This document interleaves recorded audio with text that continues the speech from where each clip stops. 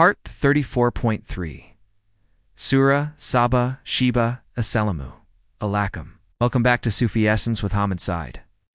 Our current stage in the majestic Surah Saba marks a profound transition in the narrative. Having established the ultimate power of Allah and fiercely refuted the skeptics' denial of the resurrection, the surah now introduces a vivid, inspiring case study of what true gratitude and absolute obedience look like in the face of immense worldly power. The skeptical people of Mecca boasted of their wealth and sought to undermine the message of Prophet Muhammad, peace be upon him. Allah answers their materialistic arrogance not with mere words, but with the towering historical examples of Prophet Dawud, David and his illustrious son, Prophet Sulayman, peace be upon them. These prophets were given sovereignty, wealth, and power beyond the wildest dreams of the Quraysh leaders, yet they never allowed these blessings to breed the slightest arrogance or ingratitude. Instead, their entire existence was a magnificent hymn of hamd praise. Prophet Dawud, the king who sang praise with creation, the discourse begins with a powerful, awe-inspiring testimony to the spiritual and material favors bestowed upon Prophet Dawud, peace be upon him, Sulayman, Quran, Surah Saba, Sheba, chapter 34, verse 10. And indeed, we bestowed favor upon Dawud from us. O mountains, repeat our praises with him, and the birds as well, and we made the iron pliable for him. The verse opens with the declaration of divine favor, Fadlan Minna, signifying that all the unique attributes of Prophet Dawud, peace be upon him, were not earned, but were pure gifts of Allah's grace. The core of this favor was a profound spiritual connection that enabled him to lead an entire kingdom while maintaining the deepest form of servitude. The first miracle mentioned is exquisitely beautiful. O mountains, repeat our praises with him, and the birds as well. This is the miracle of Tasbeeh glorification in concert with the entire natural world. When Prophet Dawud, peace be upon him, would engage in his devotion, reciting the Zabur Psalms, the very mountains would echo his praises, resonating with his soulful articulation of Allah's magnificence. The birds, too, would halt their flight and join this celestial chorus, their varied chirps and songs harmonizing with the Prophet's, peace be upon him, supplications. This demonstrates a state of perfect spiritual equilibrium where the servant's devotion is so sincere, so powerful that it transcends the barrier between the human and the rest of creation. Unifying all things in the common purpose of glorifying Allah, this profound spiritual state, with the kalb heart of the Prophet, peace be upon him, and the essence of the surrounding creation, are synchronized in Tasbeeh. Is the ultimate aim of Sufi realization to become so aligned with the divine will that the entire universe responds to the depth of one's submission? The second favor is a practical, worldly power, and we made the iron pliable for him. Iron, the symbol of hardness, strength, and utility, became soft and moldable in the hands of Prophet Dawud, peace be upon him, without the need for intense fire or complex industrial processes. This was a miraculous gift designed to aid his duties as a ruler and a warrior, enabling him to forge superior weaponry, particularly chainmail, which he is credited with pioneering. This gift demonstrates that Allah's favors are holistic. They encompass both the inner spiritual perfection and the outer material mastery necessary to succeed in worldly endeavors.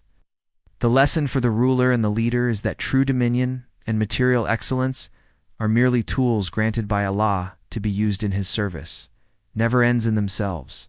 The command for righteous action and gratitude. The narrative immediately follows the description of these favors with the essential instruction that makes Prophet Dawud's, peace be upon him, legacy truly noble. Sulayman, Quran, Surah Saba, Sheba, chapter 34, verse 11, that you may make coats of armor perfectly and balance the making, and O Dawud's household, do righteous good deeds, and I see what you do. The verse begins with the practical instruction related to the gift of pliable iron, that you may make coats of armor perfectly, balance the making. The command is for excellence icon and precision tawazun. In crafting the armor, he was required to be not only fast and efficient, but also perfect in the execution, ensuring the balance and utility of each link. This seemingly technical instruction carries a profound spiritual meaning in all our work. Whether crafting physical objects, designing a lesson, or carrying out an act of worship, the divine expectation is Ihsan, the meticulous perfection of action. our deeds must be perfectly executed, balancing effort, sincerity, and skill. The core instruction, however, is directed not just at the Prophet Muhammad, peace be upon him, but at his entire lineage and Dawud's household. Do righteous good deeds, the immense favors, the power, and the kingdom were not reasons to relax in luxury. They were a catalyst for even greater righteous good deeds, Amal Asali. The higher the station, the greater the expectation of service and piety. This is the antidote to the arrogance that destroyed the people of Saba. The key is to use the blessing as a resource for good deeds, not for self-aggrandizement. The verse concludes with a powerful reminder of Allah's constant, comprehensive observation, and I see what you do. This is a deliberate echo of the all-aware Al-Kabir declared at the start of the surah. It is the ultimate motivation for Ihsan, the knowledge that every single act, every piece of perfect chainmail, every moment of gratitude, every hidden devotion is under the direct, watchful sight of the Creator. This awareness transforms labor into devotion and devotion into a perfected art. Prophet Sulayman, Lord of the winds and the Jinn. The narrative seamlessly moves from the father, Prophet Dawud, peace be upon him, to the son, Prophet Sulayman, peace be upon him, demonstrating the continuation of divine favor and the hereditary nature of gratitude and kingship among the prophets. Kanzo, Iman, Quran, Surah Saba, Sheba. Verse 12. And for Sulayman, the wind its morning travel was equal to 1 month, and its evening travel was equal to 1 month. And we caused a spring of molten copper to flow for him. And from the Jinn there were some who worked before him by the command of his Lord. And whoever among them deviated from our command, we shall make him taste the torment of the blaze. Prophet Sulayman, peace be upon him, was granted favors that were even more dramatic, powers that defied the very laws of physics and nature as understood by common mortals. The first miracle is the subjugation of nature's forces. The wind its morning travel was equal to 1 month, and its evening travel was equal to 1 month. Allah subjected the wind to Prophet Sulayman's peace be upon him command, transporting him and his armies vast distances. This meant that a journey which would normally take 60 days, 30 days in the morning and 30 in the evening, was accomplished in a single day. This illustrates the absolute power of Allah to suspend natural causality for his favored servants. For the Sufi traveler, this is a symbol of the spiritual journey where the sincere devotion of the Kalb can shrink the distance between the servant and the Creator, achieving in a moment of sincerity what might take years of effort for others.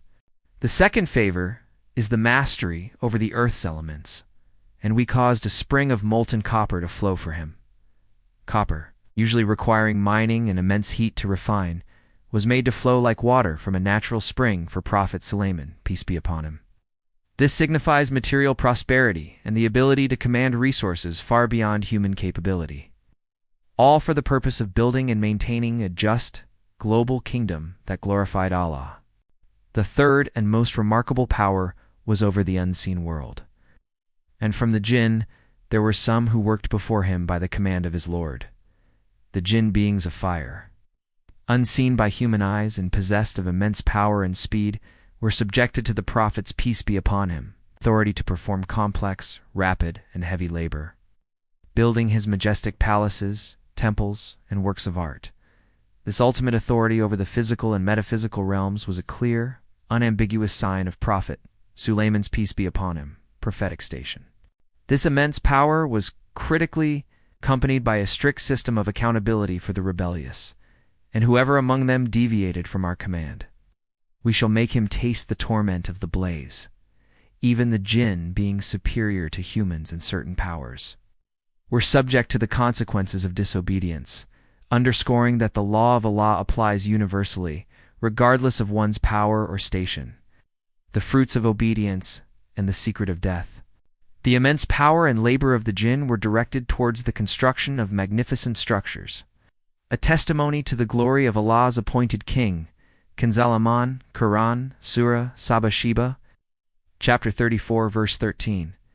They used to make for him whatever he wished, forts and statues and basins like ponds and fixed cauldrons.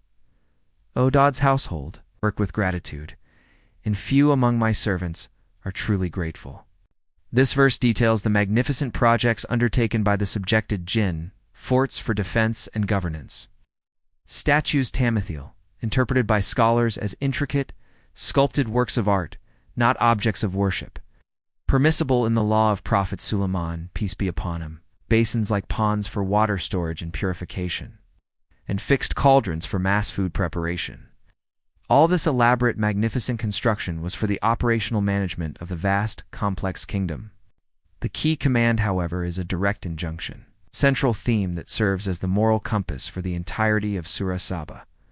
O Dawud's household, work with gratitude. The command is to work imalar, active, productive effort, but to do so while enveloped in a spirit of gratitude, shukur.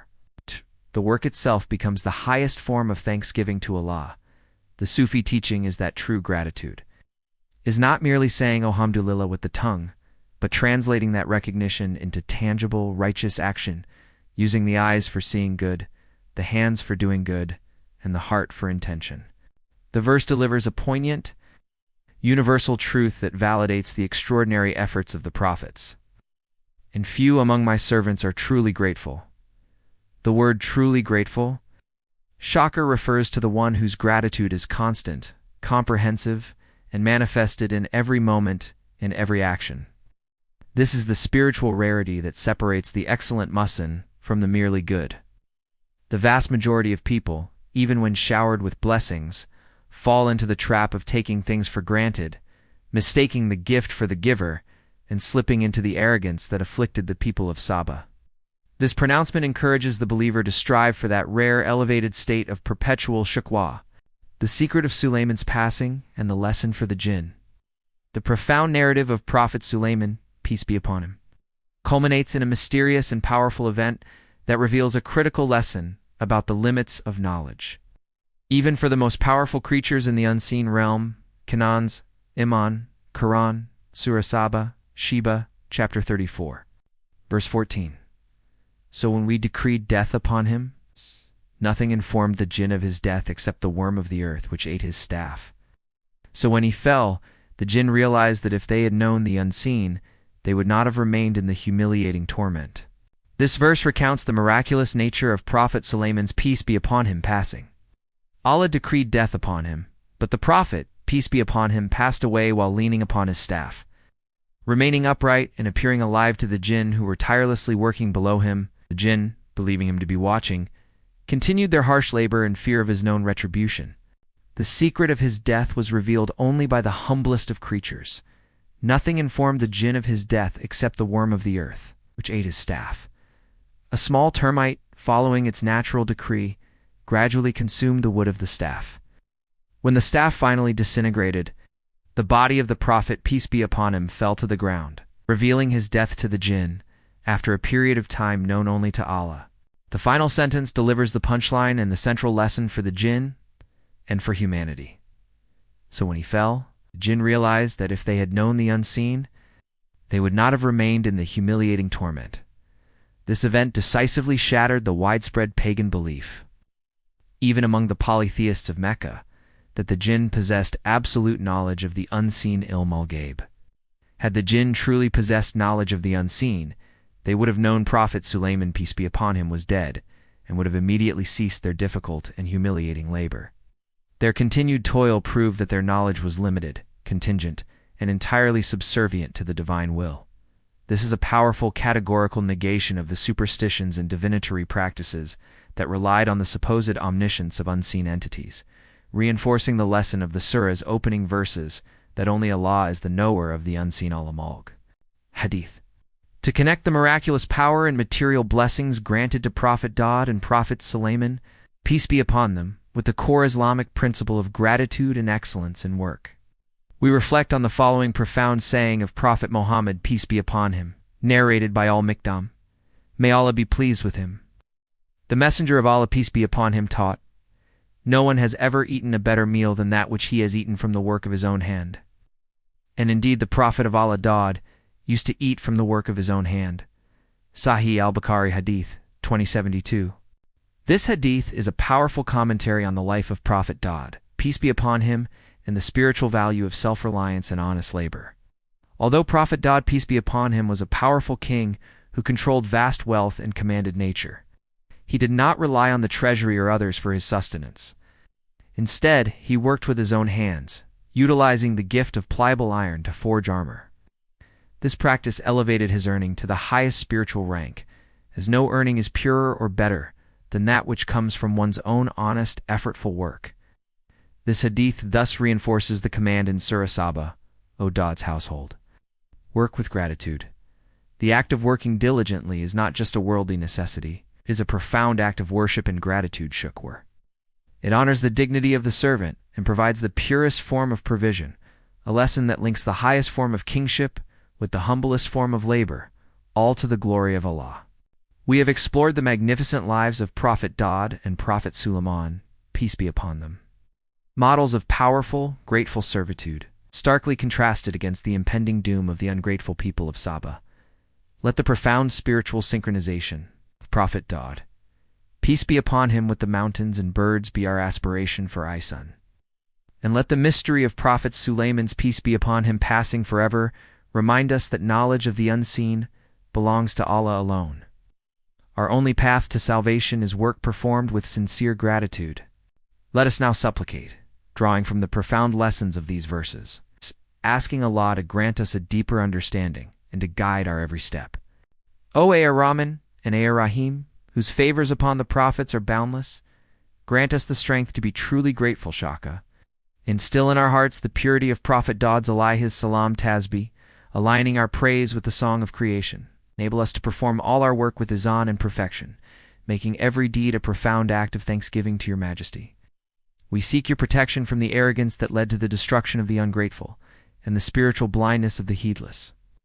Grant us the wisdom to understand that all material blessings are merely tools for your service and not a license for neglect. Guard us from seeking knowledge of the unseen from any source save you, the knower of the Ghayb.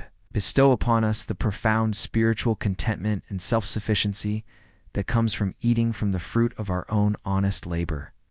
And make us, O Lord, among the few who truly work with gratitude, Imalar Shukran, earning your eternal pleasure and the highest stations. May Allah illuminate your heart and mind with the light of this divine ill. May He make your channel a beacon of guidance for all who seek spiritual clarity and truth. May your efforts be a source of immense reward, and may you be granted the highest stations of paradise. May the peace and blessings of Allah always be upon you and your loved ones. May He grant you unwavering steadfastness on the path of truth, and may your work be a testament to His magnificent names, Ar-Rahman and Ar-Rahim. Ameen.